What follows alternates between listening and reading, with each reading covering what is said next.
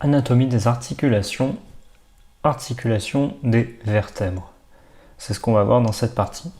Alors, premièrement, elles sont construites de la même manière à tous les étages, sauf entre C1 et C2. Et même chose pour l'articulation sacro-coccygienne. Donc toutes les parties constituant les vertèbres sont réunies entre elles et à leurs homologues, hormis les pédicules car ils délimitent les foramens intervertébraux. Ensuite, nous allons nous intéresser aux articulations des corps vertébraux de C2 à S1. Ici, c'est une symphyse asynoviale mais cartilagineuse. Les surfaces articulaires sont légèrement concaves, recouvertes de cartilage et elles sont formées par les faces supérieures et inférieures des corps vertébraux. En ce qui concerne les disques intervertébraux, il y en a 23 et le premier se nomme C2, C3. Donc ils sont situés entre les corps vertébraux de deux vertèbres consécutives. Ils ont une forme de lentille biconvexe et un rôle de coussinet amortissant. Leur taille augmente en descendant. Ils représentent entre 1/4 et 1/5 de la hauteur totale du rachis. Ils sont ce qu'on appelle avascularisés.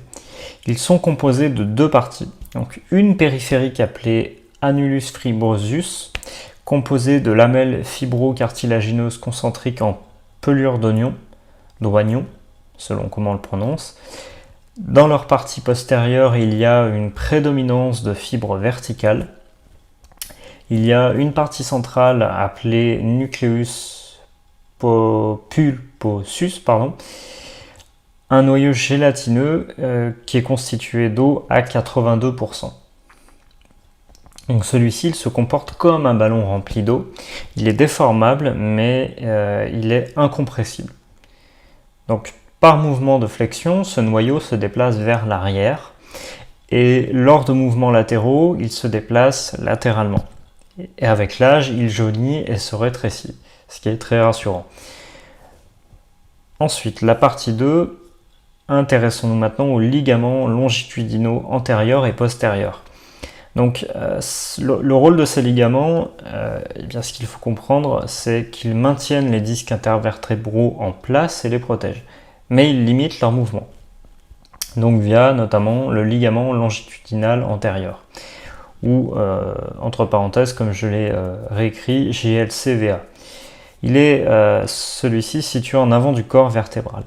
C'est une longue bande fibreuse qui s'étend de l'occipital au sacrum et qui s'élargit en descendant. Donc il est composé de fibres longues qui s'étendent sur 3 ou 4 vertèbres et de fibres courtes qui rejoignent le disque et les vertèbres sus- et sous-jacentes. Le ligament longitudinal postérieur, donc toujours JLCVP, c'est une bande fibreuse située en arrière des corps vertébraux et qui passe dans la partie antérieure du foramen vertébral. Et il est peu résistant. Partie 2, l'articulation de l'arc neural. Alors, tout d'abord, il faut savoir que les pédicules sont libres. Il y a présence des lames et elles sont unies, ces lames, de l'axis au sacrum par les ligaments jaunis. Leur couleur est due en fait à la présence de fibres élastiques et ils sont chargés de protéger la moelle. Ensuite, nous avons les processus articulaires, donc qu'on appelle zygapophyse. Les surfaces articulaires inférieures en fait sont orientées vers le bas et l'avant. Les surfaces articulaires supérieures, quant à elles, sont orientées en haut et en arrière. Et ces articulations sont les guides qui orientent les mouvements. Intéressons-nous maintenant à la symphyse pubienne. Donc c'est l'articulation qui unit les deux os coxaux au niveau du pubis. Ils n'ont pas de réel contact, c'est ce qu'on appelle une symphyse. Les surfaces articulaires, en fait, les deux surfaces ovalaires sont dirigées en bas et en arrière et sont petites, donc de 1 à 3 cm. La partie antérieure est plus large que la partie postérieure de la surface articulaire car il y a le disque interpubien qui s'insère. Concernant les moyens d'union et le disque interpubien, Ensuite, nous avons les articulations des processus transverses qui sont reliés entre eux par les ligaments intertransversaires. Maintenant, les articulations des processus épineux. Eh bien, ils sont reliés par deux types de ligaments. Les ligaments interépineux qui occupent les espaces entre deux processus épineux voisins et qui unissent le bord inférieur du processus épineux de la vertèbre sus-jacente et le bord supérieur du processus épineux de la vertèbre sous-jacente. Les ligaments sus-épineux ou supra-épineux, eh bien, ils sont situés à l'apex des processus épineux et sont des freins de flexion. Maintenant, on va parler des articulations de la ceinture pelvienne. Donc, le bassin osseux est formé de deux os coxaux, du sacrum et du coccyx. Les os de la ceinture du membre inférieur sont donc maintenus par quatre articulations qui sont la symphyse pubienne, les sacro-iliaques et la sacro-coccygienne. Alors bon, chez moi ça fait 3, donc je ne sais pas pourquoi il y en a 3. Mais toujours est-il que voilà, dans la fiche de révision, en tout cas c'est comme ça. N'hésitez pas à me rectifier par mail s'il y a une erreur, ou tout simplement à compléter la fiche en question. Elles ne sont pas parfaites, loin de là.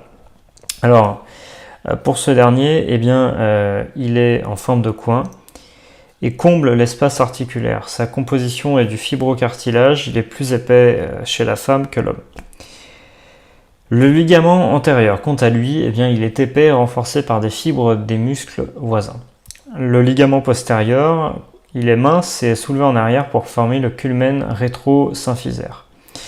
Le ligament inférieur, il permet le défléchissement de la tête du bébé à la naissance et est appelé également ligament arcé.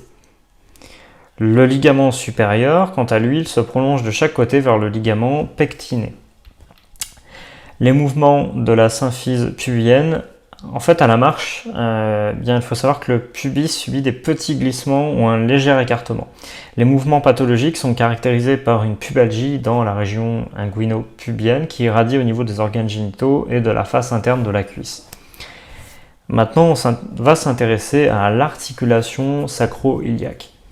L'articulation sacro-iliaque, elle unit le sacrum à l'os iliaque. Elle est très difficile à classer car les surfaces articulaires sont de forme particulière et sont très emboîtées. Alors les surfaces articulaires, eh bien, ce sont des surfaces articulaires auriculaires convexes sur l'os coxal et bordées par un sillon. Et ainsi que concaves sur le sacrum et bordées par une crête où bien s'insère la capsule. Et la cavité articulaire est virtuelle. Les moyens d'union de la capsule. La capsule articulaire est virtuelle et se confond avec les ligaments sacro-iliaques dorsaux et ventraux. La membrane est fibreuse et s'insère sur la crête de la surface auriculaire du sacrum et de l'autre côté sur le sillon. La synoviale n'existe pas, hormis chez l'enfant, et elle se fibrose à l'âge adulte. Quant au ligament sacro-iliaque ventral, eh bien, il est large et mince, donc faible. Et il s'étend sur toute la hauteur de la face ventrale de l'articulation et est formé de fibres transversales. Il renforce la capsule en avant. Maintenant, on va parler du ligament sacro-iliaque interosseux. Il s'insère sur les tubérosités iliaques et sacrales. Le ligament sacro-iliaque dorsal, lui, est situé en arrière du ligament sacro-iliaque interosseux. Il s'insère sur l'os coxal en arrière de la tubérosité iliaque et se dirige en 4 faisceaux qui suspendent le sacrum et se fixent sur les tubérosités de la crête sacrale latérale. Les ligaments à distance maintenant. Donc, ces ligaments à distance, ils ont pour rôle de maintenir la stabilité du bassin. Et nous avons notamment le ligament ilio-lombaire qui lui est formé de 3 faisceaux qui vont des processus costiformes de L4 et L5 à la crête iliaque. Le ligament sacrotuberal, il est aussi appelé GLSS. Donc il est en fait en forme de triangle à base médiale. À l'origine, il s'insère sur l'os coxal au niveau de l'épine iliaque postéro-supérieure, de l'épine iliaque postéro-inférieure et de l'échancrure interépineuse, sur le bord latéral du sacrum et sur le bord latéral du coccyx. Il se termine sur le bord supérieur de la tubérosité ischiatique et sur la face interne de la branche ischio-pubienne par un prolongement, qui est le processus falciforme. Sur la face postérieure du ligament sacro-tubéral s'insère le grand muscle fessier, ou le muscle grand fessier, dans cet ordre. Ensuite, le ligament sacro-épineux. Alors lui, il est mince, triangulaire à base médiale et il est situé en avant du ligament sacro-tubéral. Il a pour origine les bords latéraux du sacrum et du coccyx. Il suit le ligament sacro-tubéral et se termine au niveau de l'épine ischiatique. Les mouvements de l'articulation sacro-iliaque. C'est une articulation solide car elle joue un rôle de tampon entre la colonne vertébrale et les membres inférieurs. Mais vous noterez que son amplitude est plutôt faible. La mobilité, elle dépend du relief des surfaces articulaires. Le sacrum se déplace autour d'un axe transversal qui passe par les tubérosités iliaques et sacrales et par le ligament interosseux axial. La mutation, c'est le mouvement de l'articulation. Lorsque la base du sacrum bascule en avant, le coccyx est, lui, projeté en arrière et le mouvement inverse s'appelle la contre-mutation. Maintenant, nous arrivons dans la partie articulation sacro-coccygienne. Alors, il faudra que je saute une ligne à cet endroit-là. Elle unit l'apex du sacrum à la base du coccyx. Et c'est ce qu'on appelle une symphyse ossifiée. Enfin, cela forme une symphyse ossifiée dans un quart des cas. Concernant les surfaces articulaires, elles sont ce qu'on appelle ovoïdes. Les moyens d'union ligament interosseux, c'est un fibrocartilage non différent du disque intervertébral et du disque interpubien. Les ligaments sacro-coccygiens dorsaux consistent en deux ligaments verticaux parallèles le long de la ligne médiane. Les ligaments sacro-coccygiens ventraux, les ligaments sacro-coccygiens latéraux consistent en trois faisceaux médial, moyen et latéral. Médiaux, médial, médian, moyen et latéraux. Les mouvements de bascule du coccyx, donc en arrière, alors dans cet exemple, au moment de l'accouchement, c'est un mouvement passif avec une amplitude d'environ 2 cm. Intéressons-nous maintenant à l'articulation coxo-fémorale. Donc, de manière globale, c'est l'articulation de la hanche qui unit l'os coxal et le fémur. C'est une des articulations synoviales de type sphéroïde qui a donc 3 degrés de liberté autorisant des mouvements de flexion-extension, ce qu'on peut appeler antéversion, rétroversion, d'abduction et d'adduction, et de rotation interne, rotation externe. C'est une articulation très emboîtée qui est entourée de muscles épais car elle est soumise à des pressions très importantes, près de 4 fois le poids du corps, vous vous rendez compte. Concernant les surfaces articulaires de cette articulation coxo-fémorale, nous avons tout d'abord l'acétabulum. Je n'ai pas fait de latin. C'est une demi-sphère creusée dans le segment moyen de l'os coxal à la jonction de l'ilium, de l'ischium et du pubis. Son diamètre vertical est supérieur à son diamètre horizontal. Elle regarde en bas, en dehors et en avant. Il est circonscrit par un rebord saillant qui le surplombe, le limbus, donc nommé aussi sourcil cotyloïdien. Il présente 2 régions, une périphérique, la surface semi-lunaire, qui est la surface articulaire encroûtée de cartilage hyalin en forme de croissant et plus épais en haut qu'au niveau des cornes, ainsi qu'une région centrale que l'on appelle la fosse acétabulaire, qui est recouverte d'un périoste mince et qui est comblée par une masse graisseuse rougeâtre, donc qui est une sorte de coussinet adipeux, et par le ligament également de la tête fémorale. Le ligament transverse qui unit les cornes antérieures et postérieures est lui-même recouvert de cartilage et il prolonge la surface semi-lunaire en fermant ce croissant. Le labrum ou bourrelet articulaire maintenant. Alors celui-ci, il est en forme d'anneau fibro-cartilagineux triangulaire à la coupe, est enroulé autour de l'articulation sur le pourtour de l'acétabulum sur lequel il est fixé. Il fait environ 1 cm de haut et présente 3 faces. Une osseuse adhérente au rebord du limbus, une périphérique où s'insère la capsule et une articulaire libre, concave et recouverte de cartilage hyalin, en continuité avec la surface semi-lunaire. Il augmente la surface articulaire et maintient la tête fémorale dans l'articulation. Venons-en plutôt maintenant à la tête fémorale. Eh bien, la tête fémorale, c'est une saillie arrondie située à l'extrémité du col. Elle forme 2 tiers d'une serre pleine dont l'axe forme avec la diaphyse un angle de déclinaison de 120 degrés. Et la caractéristique de cette articulation, c'est l'existence d'un col long, qui est le bras de levier des muscles rotateurs de la hanche, ou ce qu'on appelle pelvis trochanteriens. La tête présente un peu en dessous de son centre un trou appelé la fovea capitis qui est dénué de cartilage car s'il insère le ligament de la tête fémorale ou ligament rond. La tête fémorale et surface articulaire ont croûté de cartilage hyalin plus épais dans la partie supérieure qu'à la périphérie. Maintenant, en ce qui concerne les moyens d'union. Eh bien, les surfaces articulaires sont maintenues en contact par la capsule et les ligaments. Alors tout d'abord, la capsule, eh bien, c'est un manchon fibreux en forme de tronc de cône à base coxale. Elle a un rôle de maintien de la tête dans l'acétabulum. Cette fois, c'est mieux prononcé. Le col fémoral est presque entièrement intracapsulaire, mais il est extra-synovial. La membrane fibreuse s'insère médialement sur le limbus et sur la face externe du labrum et latéralement sur la ligne intertrochantérique. Elle est constituée de 3 sortes de fibres. Les superficielles qui sont longitudinales et tendues de l'ox coxal au fémur. Les profondes sont circulaires et forment à la partie moyenne de la capsule un faisceau épais qui s'appelle la zone orbiculaire, qui favorise l'enchâssement de la tête fémorale. Et enfin, nous avons les fibres récurrentes ou freins capsulaires. Et la membrane synoviale tapisse les surfaces articulaires non recouvertes de cartilage.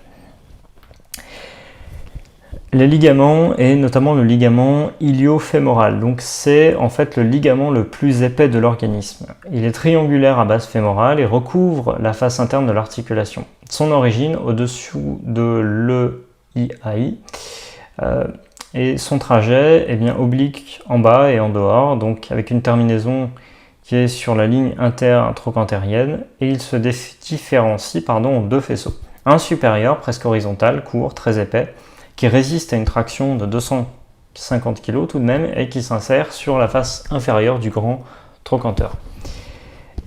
Et enfin, un faisceau inférieur en avant du petit trochanteur, dont le rôle est de renforcer la capsule en avant. Le ligament pubo-fémoral maintenant. Donc celui-ci, il est triangulaire à base pubienne et il résiste à une traction de 70 kg. Son origine, c'est la crête obturatrice et son trajet, en bas, en arrière et en dehors. Sa terminaison, c'est la ligne intertrochantérienne et son rôle, c'est renforcer la capsule dans sa partie antéro-inférieure. Le ligament ischio-fémoral, il est situé à la partie postérieure de l'articulation, il est spiralisé, donc sa forme est mal individualisée. Son origine en arrière de la corne postérieure de l'acétabulum. Son trajet s'enroule de bas en haut et de dedans en dehors. Sa terminaison se termine par 3 faisceaux s'insérant sur la face médiale du grand trochanteur, sur le ligament transverse et sur la zone orbiculaire. Son rôle, renforcer la capsule dans sa partie postéro-supérieure.